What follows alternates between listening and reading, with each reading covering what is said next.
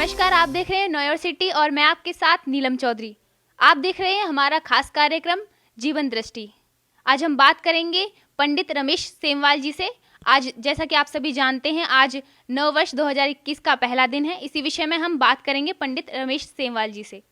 पंडित जी, स्वागत है आपका न्यू यॉर्क सिटी पर। बहुत बहुत धन्यवाद। न्यू यॉर्क सिटी के सभी दर्शकों का अभिनंदन। जय श्री राम। 2021 आपके लिए बहुत शुभ हो, मंगलदायक हो, भारत के लिए और पूरे विश्व के लिए शुभ और मंगलदायक हो। भगवान की सब पर कृपा बनी रहे। जैसा कि पंडित जी 2020, मैं मानती हूँ 2020 सभी जनता के लिए, भारतवर्ष के लिए कोरोना काल के चलते बेकार रहा और 2020 को सब चाहते थे कि जल्दी ये साल बीते। तो क्या 2021 आम जनता के लिए और पूरे भारतवर्ष के लिए कैसा रहेगा? आप ऐसा नहीं कह सकते कि बहुत सारा चमत्कार 2021 में होने वाला है, लेकिन आर्थिक दृष्टि से भारत मजबूत होगा, सैनिक क्षेत्र में मजबूत होगा, अंतरिक्ष क्षेत्र में भारत प्रगति करेगा। अंतरिक्ष अनुसंधान, वैज्ञानिक अनुसंधान, भारत विश्व का नेतृत्व करेगा। और भारत की कुंडली और माननीय प्रधानमंत्री श्री नरेंद्र मोदी जी की कुंडली के अनुसार भारत रक्षा क्षेत्र में, आर्थिक क्षेत्र में बहुत प्रगति करेगा। लेकिन मकर राशि पर गोचर कर रहे हैं शनिदेव, तो मकर राशि पर जब तक शनिदेव गोचर करेंगे देश दुनिया को राहत नहीं मिलेगी। और ये 15 अप्रैल 2022 तक शनिदेव मकर राशि पे ही रहेंगे, इसलिए अभी देश दुनिया के लिए राहत भरी खबर नहीं है। अभी भूकंप की संभावना, प्राकृतिक आपदाएं, नई नई बीमारियां, नए नए कष्ट, ये सब दुनिया में रहेंगे। ज्योतिषीय दृष्टि के अनुसार वृषभ राशि पर राहु चल रहे हैं, तो बहुत सारी अंतरिक्ष सुरक्षा मजबूत होगी। भारत की सीमा पे तनाव रहेगा, लेकिन भारत की स्थिति मजबूत होगी। लेकिन पूरे विश्व के परिदृश्य से, ज्योतिष दृष्टिकोण से बात करें, तभी भारत को या विश्व को बहुत सारी चीज़ों में राहत नहीं मिलेगी। भारत में 4 ग्रहण होंगे 2021 में, और इन ग्रहणों का भी अलग अलग प्रभाव पड़ेगा। और जो हमारा 13 अप्रैल 2021 से नव संवत्सर, हिंदू नव संवत्सर प्रारंभ होगा। इस वर्ष राक्षस नामक संवत्सर प्रारंभ होगा 2078। तो राक्षस नामक संवत्सर होने से भी बहुत सारे कष्ट जनता को मिलेंगे। राक्षसी मनोवृत्ति लोगों की बनेगी, क्रोध भयंकर लोगों में बढ़ेंगे, और बहुत सारी बीमारियों का भी प्रवेश होने की संभावना है। क्योंकि आने वाले संवत्सर का राजा भी मंगल और मंत्री भी मंगल रहने वाला है, जो 13 अप्रैल 2021 से हिंदू नववर्ष प्रारंभ होने वाला है। तो बहुत सारे क्षेत्रों में अनाज में हम बहुत ज़्यादा उत्पादन करेंगे, अनाज के लिए बहुत अच्छा, मंगल के कारण, और शनि के कारण कष्ट ज़्यादा होंगे। पंडित जी, आर्थिक स्थिति से देखा जाए तो आर्थिक स्थिति आम जनता की, आम लोगों की कैसी रहेगी? आर्थिक स्थिति और व्यापारिक स्थिति 2020 के मुकाबले 2021 में बहुत अच्छी रहने वाली है। ग्रह नक्षत्रों को योगों के अनुसार 2021-22 भी मैं कह दूं बहुत अच्छा रहने वाला है। आर्थिक स्थिति मंदी से भारत भी उभरेगा, जीडीपी ग्रोथ बढ़ेगा, और आम लोगों के जीवन में परिवर्तन आएगा। आर्थिक दृष्टिकोण से, व्यापारिक दृष्टिकोण से नए नए उद्योग कारखाने लगेंगे, नई नई फैक्ट्रियों का निवेश भारत में होगा, नए नए औद्योगिक कारखानों का निवेश भारत में होगा। यानी भारत की प्रगति होगी, कई क्षेत्रों में भारत की प्रगति होगी। चाहे मेट्रो रेल की बात करें, चाहे उड्डयन की बात करें, चाहे और भी कई चीज़ों की बात करें। भारत अंतरिक्ष विज्ञान की अगर बात करेंगे तो भारत के वैज्ञानिक अनुसंधानों के लिए तो ये वर्ष याद किया जाएगा 2021 और 2022। इसमें नई नई टेक्नोलॉजी, नए नए अनुसंधान, भारत विश्व गुरु इसमें बनेगा निश्चित रूप से। पंडित जी, जैसा कि आपने कुछ समय पहले भविष्यवाणी की थी कि नरेंद्र मोदी जी इस बार प्रधानमंत्री बनेंगे, तो आप पॉलिटिशियंस के लिए इस बार क्या भविष्यवाणी करना चाहोगे? भारत के प्रधानमंत्री श्रीमान नरेंद्र मोदी जी की कुंडली के लिए मैंने 2013 में भी और 2019 में भी भविष्यवाणी की थी। जैसा आपने बताया है, उनके ग्रह गोचर के अनुसार वो कम से कम 3 बार भारत के प्रधानमंत्री रहेंगे।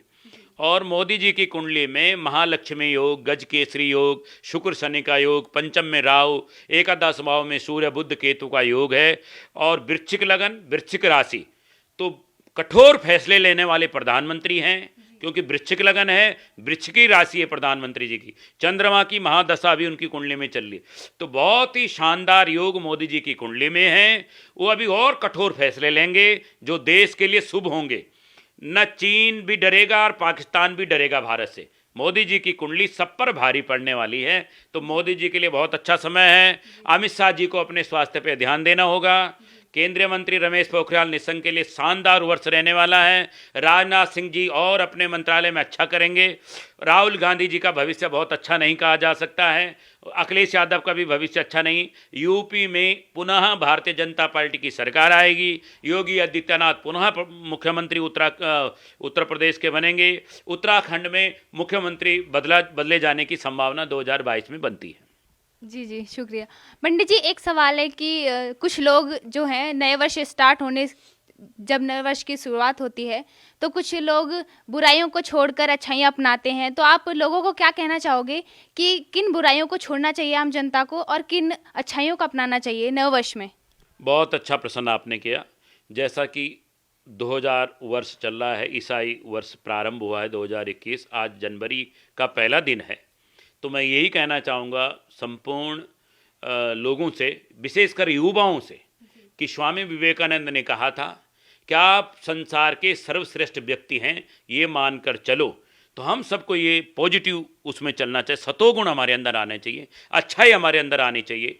नौकरी, व्यापार के लिए, विवाह के लिए, या बहुत सारी समस्याओं से लोग ग्रसित होते हैं, तो उसमें शराब का सहारा लेते हैं, गलत चीज़ों का सहारा लेते हैं। बिल्कुल नहीं लेना है, पॉजिटिव वे में सोचना है। स्वामी विवेकानंद को अपना प्रेरणा स्रोत बनाएं।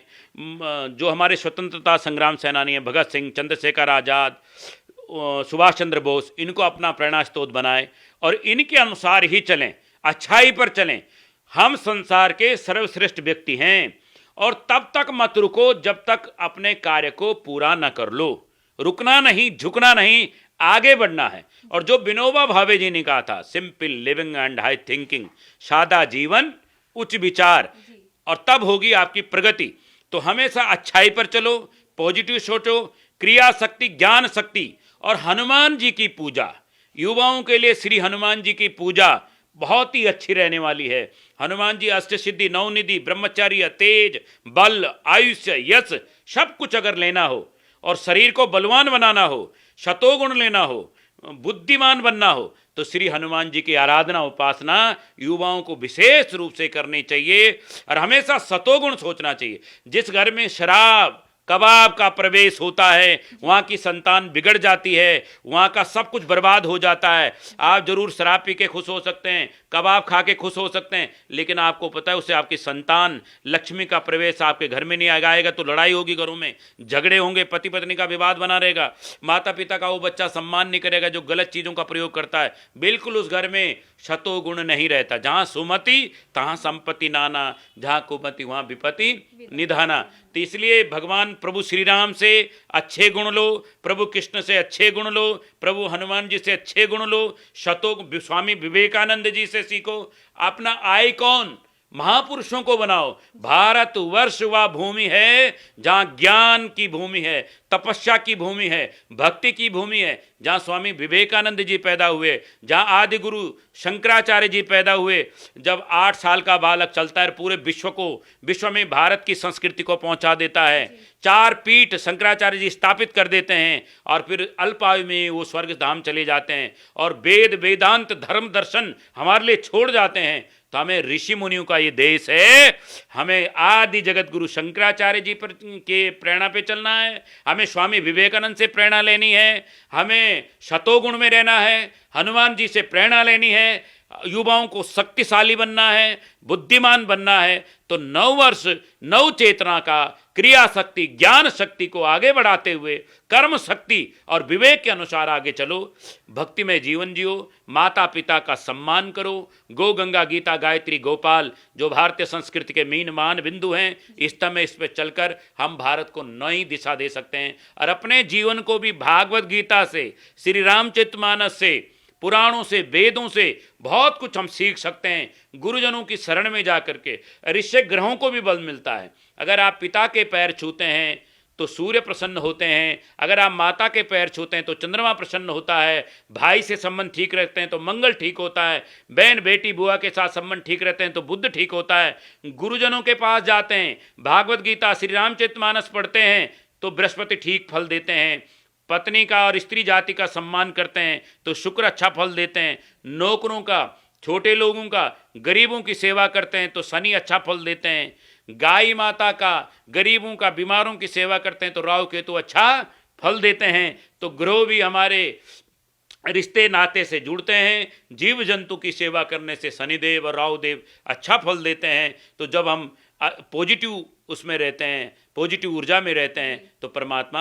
और एक मैं और युवाओं से कहना चाहता हूं कि रात को 12 बजे सोते हैं और सुबह 8 बजे उठते हैं तो आपका जीवन नर्क बन जाएगा। इसलिए प्रातःकाल उठिए, जहां ऑक्सीजन की बूंद आपको मिलती है प्रातःकाल 4 बजे, हमारे यहाँ कहते हैं 3:40 पर प्रातःकाल ब्रह्म मुहूर्त में उठ जाना चाहिए। अमृत वेला होता है अमृत वेला बिल्कुल। तो उस अमृत वेला में वो 3:40 से 6 बजे तक, पौने 6 बजे तक होती है। उस वेला में अगर कोई उठ जाएगा तो उसको अमृत मिलेगा। अमृत मतलब जीवन में शुभ ही शुभता आएगी, ऑक्सीजन आएगा, शरीर स्वस्थ रहेगा। और हमारे यहाँ तो कहा कराग्रे वस्ते लक्ष्मी करमदे सरस्वती करमूले गोविंदम परवाते कर दर्शनम। प्रातःकाल उठो, अपने हस्तरेखा देखो, माता पिता को प्रणाम करो, गुरुजनों को प्रणाम करो तो आपका जीवन सफल हो जाएगा। पंडित जी, विद्यार्थियों के लिए 2021 कैसा रहेगा? विद्यार्थी गलत संगति में रहते हैं, तो विद्यार्थियों के लिए आप क्या कहना चाहोगे कि संगति कैसी रखें? विद्यार्थियों के लिए मेरा कहना, बहुत ही अच्छा प्रश्न नीलम बिटिया आपने किया है, बहुत ही अच्छा प्रश्न किया है। विद्या ददाति विनय, विनय ददाति पात्रता। विद्यार्थी को विनयशील होना चाहिए, तभी उसके अंदर पात्रता आएगी। आजकल के विद्यार्थी एटीट्यूड हो जाते हैं, मानसिक द्वंद्व उनको हो जाता है, अहंकार हो जाता है, माता पिता की बातों को नहीं मानते और फैशनप्रस्त हो जाते हैं, या संगति बिगड़ जाती है, शराब में चले जाते हैं या जुआ में चले जाते हैं। अभी सुशांत सिंह राजपूत का हमने सुना, वो भी युवा आइडियल था, बहुत अच्छी फिल्में उसको मिल रही थी, लेकिन मानसिक द्वंद्व। इसलिए संगति अच्छी करनी चाहिए। जैसी संगति होती है वैसी आपकी प्रगति होती है, वैसे आपको रंग चढ़ जाता है। इसलिए संगति से प्रगति का संबंध है। क्या है? अच्छी संगति करोगे तो अच्छी प्रगति होगी, खराब संगति करोगे तो खराब प्रगति होगी। तो इसलिए हम अच्छी संगति पे जाना। संगति कीजिए साधु की। साधु का मतलब, साधु मतलब सज्जनता, सज्जन लोगों की संगति करिए जिससे आपके माँ बाप का नाम रोशन है। इसीलिए मैंने स्वामी विवेकानंद का उदाहरण दिया। भागवत गीता विद्यार्थियों के लिए प्रेरणा स्रोत है। भागवत गीता को निश्चित पढ़ना चाहिए युवाओं को। भगवान कृष्ण मूढ़मति जब विषाद हो जाता है अर्जुन को, पहला अध्याय ही विषाद योग है। क्या है? विषाद योग। जब किम कर्तव्य विमूढ़ अर्जुन हो जाता है तो भगवान कृष्ण उसको मोटिवेट करते हैं। तो गीता हम सबको क्या करती है? मोटिवेट करती है। तो मोटिवेट करने के लिए भगवान कृष्ण की मुखारविंद से जो भागवत गीता है उसको निश्चित रूप से गुरु चरणों में पढ़ना चाहिए। दूसरा हमको मोटिवेट करते हैं हनुमान जी। कौन करता है? हनुमान जी। कहाँ उन्होंने संजीवनी बूटी ले आए, रात ही रात गए, तो वो अपने अंदर दिव्यता, सौम्यता, प्रगतिशीलता, सारे गुण हमारे अंदर होने चाहिए। हमें कंचन कामनी से दूर रहना चाहिए और शतो गुण पे चलना चाहिए। तो विद्यार्थी को विनयशील, ऐसा न विद्या न तपो न दानम, ज्ञानम न शीलम गुणो न धर्मम, ते मृतलोके भूमि भारभूता मनुष्य रूपेण मृगाचरन्ति। हम मनुष्य रूप में देवता बनने आए हैं, मृग बनने नहीं आए हैं। तो इसलिए विद्यार्थी के 5 लक्षण कहे थे। कौन से कहे थे विद्यार्थियों के लिए 5 लक्षण? काक चेष्टा बको ध्यानम, श्वानि निंद्रा ततेव चा, अल्पहारी गृह त्यागी, विद्यार्थी 5 लक्षणम। कितने लक्षण? 5 लक्षण। बहुत ही सुंदर। अल्पहारी होना चाहिए, काक चेष्टा, कौवे की तरह चेष्टा होनी चाहिए विद्यार्थी की। क्या? बको ध्यानम, बगुले की तरह ध्यान होना चाहिए। काक चेष्टा बको ध्यानम, श्वानि निंद्रा, नींद कुत्ते की तरह होनी चाहिए, श्वान की तरह। हाँ, काक चेष्टा बको ध्यानम, श्वानि निंद्रा ततेव चा, अल्पहारी होना चाहिए। क्या होना चाहिए? हाँ, गृह त्याग, गृह त्याग की भी स्थिति होनी चाहिए। प्रातःकाल उठूं, बाहर जाऊं, पढ़ाई करूं। विद्यार्थी को एक जगह सोना नहीं चाहिए, एक जगह बैठना नहीं चाहिए। उसके अंदर एक उमंग तरंग होनी चाहिए और शुद्धता होनी चाहिए, पवित्रता होनी चाहिए। हनुमान जी से वो गुण लेने चाहिए और कंचन कामनी से दूर रहना चाहिए। मैं सिर्फ पैसे के लिए पढ़ूं, अच्छे नागरिक नहीं बन पाओगे। कंचन कामनी के चक्कर में रहोगे तो नष्ट। इसलिए युवा और युवतियों से मेरा विशेष आग्रह रहेगा कि उठो और जागो और आगे बढ़ो, और तब तक मत रुको जब तक आपका कर्तव्य पथ पूरा न हो जाए। ये स्वामी विवेकानंद ने हमें प्रेरणा दी, हमारे ऋषि मुनियों ने हमें प्रेरणा दी, इसलिए उस पर हमें चलना चाहिए। पंडित जी, हर मनुष्य देवता रूप में तभी बन पाएगा जब इन 6 विकारों को छोड़ देगा, काम, क्रोध, लोभ, मोह, अहंकार, और छठा जो विकार है आलस्य। तो इनको छोड़कर ही हर एक मनुष्य देवता स्वरूप बन सकता है।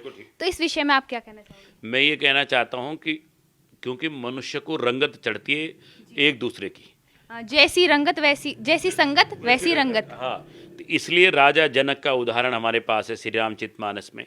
राजा जनक इतने बड़े सम्राट होते हुए भी वो आसक्ति से दूर थे, और अष्टावक्र उन्हें ज्ञान देता है। इतने ज्ञानी को भी अष्टावक्र ज्ञान देते हैं। प्रभु श्री राम से हम प्रेरणा ले सकते हैं। प्रभु श्री राम ने 1 मिनट में अपना सब कुछ त्याग दिया पिता की आज्ञा के लिए, और 14 वर्ष का वनवास स्वीकार कर लिया और वनवासी कपड़े पहन लिए।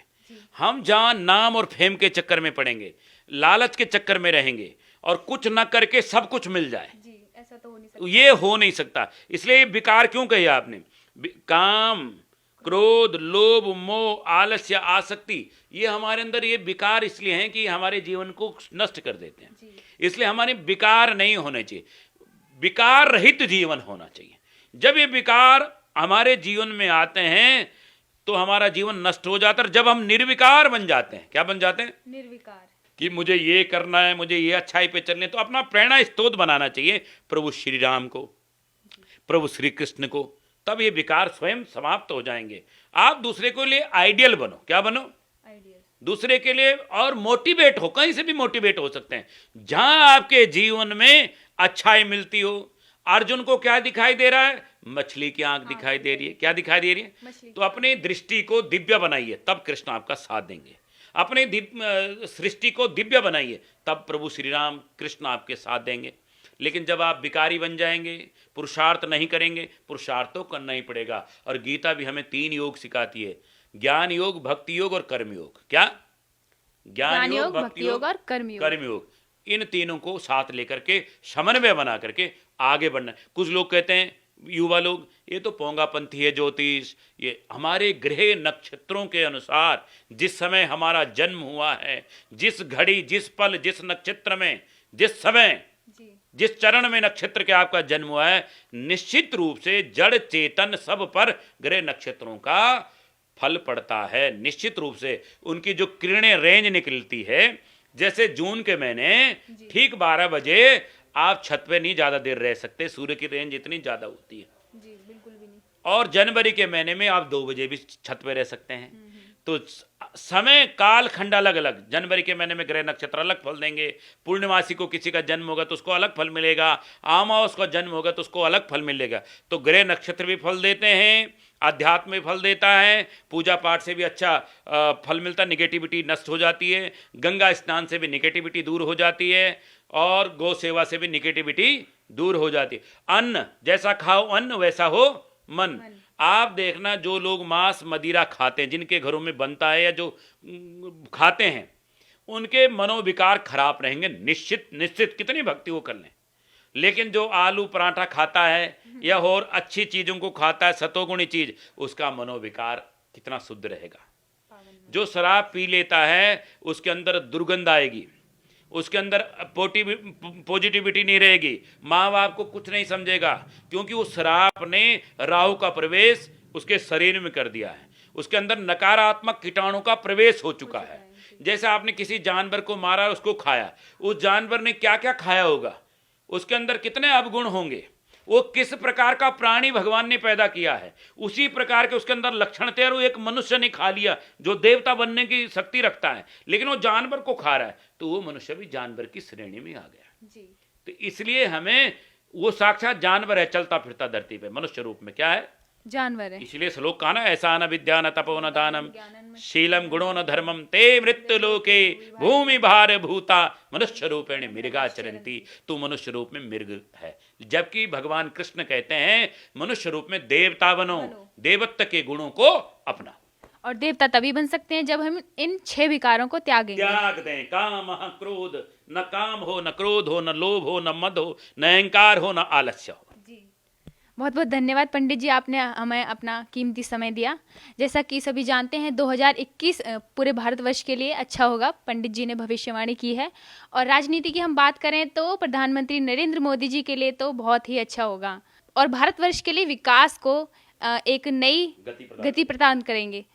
बहुत बहुत धन्यवाद पंडित जी, आपने हमें अपना कीमती समय दिया। आपका और सभी दर्शकों का बहुत बहुत धन्यवाद। ऐसे ही हम अगली बार आपसे मिलेंगे हमारे खास कार्यक्रम जीवन दृष्टि पर। तब तक के लिए आप देखते रहिए नोयोर सिटी। धन्यवाद।